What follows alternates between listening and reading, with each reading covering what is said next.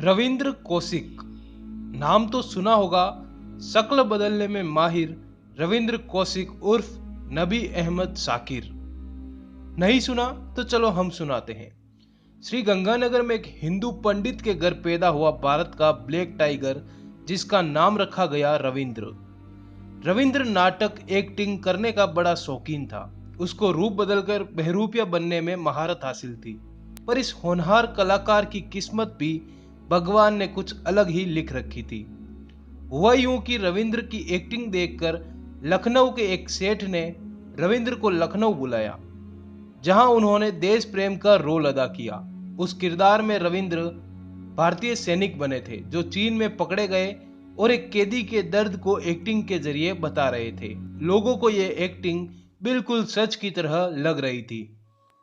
उसी भीड़ में एक रो का अधिकारी ये नाटक देख रहा था। उसने रविंद्र को कहा, मेरे लिए काम करोगे? उसने रविंद्र को काम नहीं बताया, पर इतना कहा कि बहरूपिया बन के मुसलमान की एक्टिंग करनी पड़ेगी। रविंद्र ने कहा, क्यों नहीं। रविंद्र के हामी भरने के बाद रो द्वारा उसे एक गुप्त स्थान पर ले जाया गया।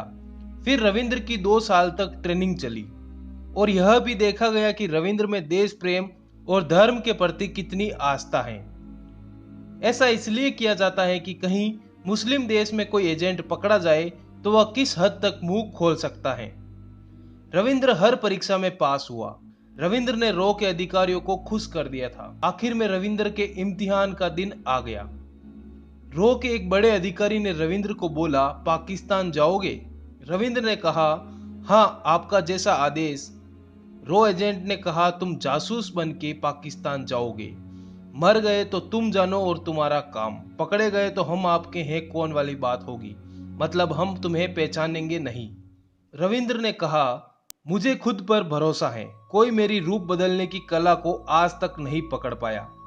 इतना ही रो के अधिकारियों को सुनना था। फिर रविंद्र का बकायदा खतना करवाया गया।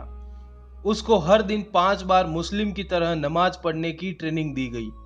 उसको पूरा मुसलमान बनाया गया। उसको उर्दू सिखाई गई। उसको कुछ दिन मुसलमानों के साथ रखा गया। उसको कहा गया कि इस बारे में किसी को मत बताना, यहां तक कि अपने घर में अपनी मां को भी मत बताना, और तुम्हारे घर में तुम्हारे काम के बदले पैसे हम पहुंचा दिया करेंगे। तो रविंद्र ने अपने घर पर यही बताया कि उसकी दुबई में नौकरी लग गई है और वह दुबई में रहकर ही कमाएगा और उनके पास पैसे भेजा करेगा। परिवार ने राजी खुशी उसे विदा कर दिया।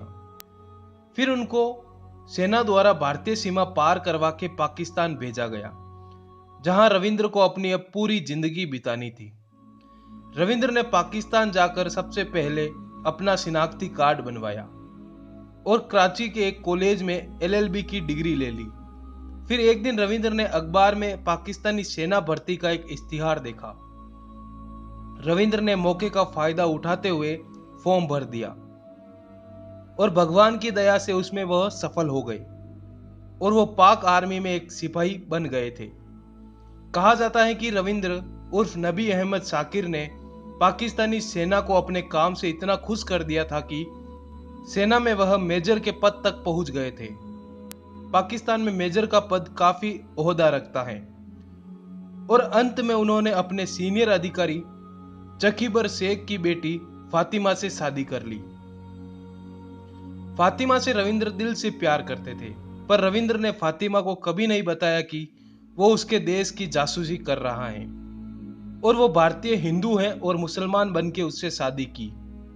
शादी करना रो में बेहद जरूरी है, क्योंकि कभी किसी को यह शक नहीं होगा कि यह व्यक्ति विदेशी है, क्योंकि शादी के बाद उसके रिश्तेदार पाकिस्तान में भी हो जाएंगे। तो ऐसा ही रविंद्र ने भी किया। वो भारत को कई महत्वपूर्ण सूचनाएं पाकिस्तान से लगातार भेज रहा था। इधर रो के अधिकारी खुश, उधर पाकिस्तान में पाकिस्तानी सेना उसके काम से खुश। सब बढ़िया चल रहा था, पर कांग्रेस की सरकार से एक बहुत बड़ी चूक हो गई। हुआ यूं कि कांग्रेस की सरकार चाहती थी कि रविंद्र की सहायता के लिए एक और आदमी पाकिस्तान भेजा जाए। रविंद्र से इस बारे में पूछा गया तो रविंद्र ने कहा, मुझे किसी की जरूरत नहीं, मैं अकेला ही काम कर लूंगा। और कांग्रेस के सरकार के दबाव में रविंद्र को हामी भरनी पड़ी। फिर एक और रो के एजेंट को रविंद्र की मदद के लिए पाकिस्तान रवाना किया गया। उसने भारत बॉर्डर तो पार कर लिया, पर रुक गया एक होटल पर चाय पीने, जहां कुछ पाकिस्तानी सैनिक पहले से बैठे थे। उन सैनिकों को इस एजेंट की बोलचाल से उस पर शक हो गया। सैनिकों ने उस एजेंट को पकड़ लिया और पूछा कि कौन हो तुम। उस मूर्ख एजेंट ने बोला, भारत से आया हूं मेरे दोस्त से मिलने। पर समय ही खराब था। उनमें से एक ने कहा, बुला कौन है तेरा दोस्त, नहीं तो गोली मार दूंगा। इतना सुनते ही वह रो का एजेंट शुरू हो गया। बोला कि मैं रो का एजेंट हूं, यहां पहले से मौजूद रो के एजेंट की मदद करने आया हूं, जो आपकी सेना में मेजर है, जिसने हिंदू होते हुए भी मुस्लिम लड़की से शादी की। यह सब उसने बोल दिया। पाकिस्तानी सैनिक एकदम हक्का बक्का रह गए। सेना के एक सैनिक ने कहा, तुम उससे कहां पर मिलने वाले थे? उससे उसी प्लान के मुताबिक मिलो, पर उसे शक नहीं होना चाहिए।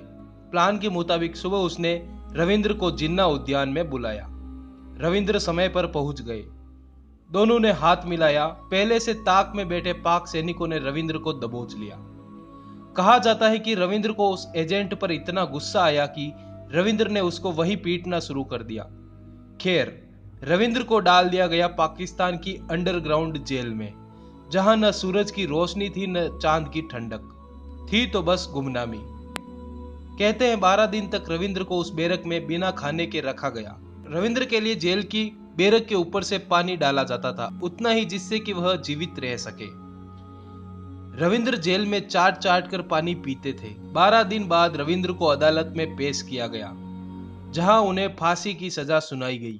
पर पाकिस्तान के कुछ मानवाधिकार संस्थाओं ने इस फांसी को उम्र कैद में तब्दील करवा दिया। रविंद्र को 12 दिन तक उस गुप्त बंद कमरे में रखने से रविंद्र को हृदय की बीमारी हो गई थी, जिसका न तो पाकिस्तान की जेल ने इलाज करवाया और न ही उन्होंने इसका हाल जानना चाहा। रविंद्र को अब रोज सुबह से शाम खाने में पिटाई, भयंकर पिटाई के अलावा कुछ नहीं मिलता। इस बीच रविंद्र अपने घर पर खत भी लिखा करता था, जो आज भी उसके घर पर मौजूद है, जिसमें रविंद्र लिखा करता था कि मैं कोई दुबई उबई कमाने नहीं गया, मैं जासूसी करने पाकिस्तान गया, जहां मुझे भारत सरकार की गलती के कारण धर लिया गया। मैं भारत सरकार के लिए इस पराये मुल्क में आया। मैंने उनको जानकारियां दी। मैंने उनको सन 71 के युद्ध को जीतने में बहुत सहायता की। इंदिरा गांधी ने मुझे प्लेग टाइगर की उपाधि दी। अब मुझे टीबी और हृदय रोग हो गया है, जिसका इलाज इस मुल्क में कहीं नहीं है। मुझे बचा लो, मैं भारत की जमीन पर मरना चाहता हूँ। रविंद्र के पिता बार बार भारत के नेताओं से मिलते रहे। नेताओं ने इतना ही कहा कि उसने एग्रीमेंट साइन किया है कि पकड़ा गया तो उसकी कोई सहायता नहीं होगी, और हम दुनिया में भारत का नाम खराब नहीं करना चाहते। और अंत में 2001 में पाकिस्तान का टॉर्चर सहते सहते रविंद्र ने पाकिस्तान की जेल में प्राण त्याग दिए। भारत सरकार ने रविंद्र का शव लेने से भी इनकार कर दिया। पाकिस्तान की नीचता भी गजब है। उन लोगों ने रविंद्र का शव कचरे के साथ जला दिया। कहा जाता है कि रविंद्र की मुस्लिम पत्नी भी उससे मिलने एक बार जेल आई थी। उसने बस यही पूछा, क्यों किया मेरे साथ ऐसा? रविंद्र का जवाब था, मेरे देश के लिए। फिर वो उससे मिलने कभी नहीं आई। रविंद्र और उस मुस्लिम महिला का एक बेटा भी है, जो पाकिस्तान में ही रहता है। रविंद्र इतना महान रूप बदलू था कि वो पाकिस्तानी फौज में मेजर रहते हुए 5 बार अपने परिवार से मिलने आया और ऐसे छुट्टियां बिताई जैसे कोई भारतीय फौजी अपने घर पर छुट्टियां बिताने आता हो। पर कभी पाकिस्तान को उस पर शक नहीं हुआ। बस कांग्रेस की सरकार की एक छोटी सी गलती रविंद्र को ले डूबी। अगर वो गलती न होती तो मैं दावे से कहता हूं आज तक रविंद्र पकड़ में नहीं आता और भारत को कई सूचनाएं मिलती रहती और शायद अब तक कश्मीर समस्या का अंत हो चुका होता। तो ऐसे महान वीरों के लिए एक लाइक तो बनता है। चलिए मैं चलता हूं, एक नए वीडियो में फिर से मुलाकात होगी। तब तक के लिए वीडियो को लाइक करें, शेयर करें अपने दोस्तों के साथ और कमेंट करके बताइए ऐसे ही एपिसोड जानने के लिए। पाकिस्तान की जेल में विनोद साहनी भी रहे, जो रो के एजेंट थे। उनकी कहानी जानने के लिए कमेंट में जरूर लिखें। धन्यवाद।